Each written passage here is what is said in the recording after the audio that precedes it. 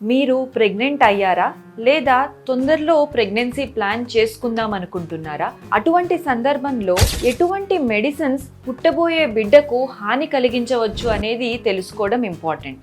ముఖ్యంగా 5 రకాల మెడిసిన్స్. ఫస్ట్ది ఎన్ఎస్ఐడ్స్, అంటే ఒళ్ళు నొప్పులకు కానివ్వండి లేదా ఎటువంటి పెయిన్ రిలేటెడ్ మెడిసిన్స్, ఐబుప్రోఫెన్, ఇటువంటి మెడిసిన్స్ తీసుకోవడం ద్వారా బేబీకి డెవలప్మెంటల్ ప్రాబ్లమ్స్ రావచ్చు. రెండవది ఐసోరెటినాయిన్స్, అంటే యాక్నే, మొటిమల కోసం కొన్నిసార్లు తీసుకునే మెడిసిన్స్ వల్ల బేబీకి డెవలప్మెంటల్ ప్రాబ్లమ్స్ ఉండవచ్చు. మూడవది వార్ఫెరిన్ ఒక బ్లడ్ థిన్నర్. ఈ బ్లడ్ థిన్నర్ ద్వారా కూడా బేబీకి డెవలప్మెంటల్ ప్రాబ్లమ్స్ ఉంటాయి.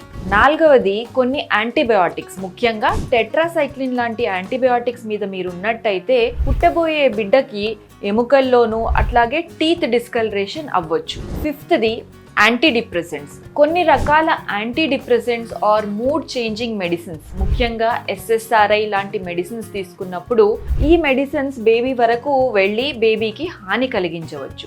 ఒకవేళ మీరు ఇటువంటి మెడిసిన్స్ ఏదైనా వాడుతున్నట్టయితే ప్రెగ్నెంట్ అయిన వెంటనే లేదా ప్రెగ్నెన్సీ ప్లాన్ చేసుకోవాలి అనుకునేటప్పుడు ఈ మందుల్ని చేంజ్ చేయించుకోవడం చాలా ఇంపార్టెంట్. Thank you.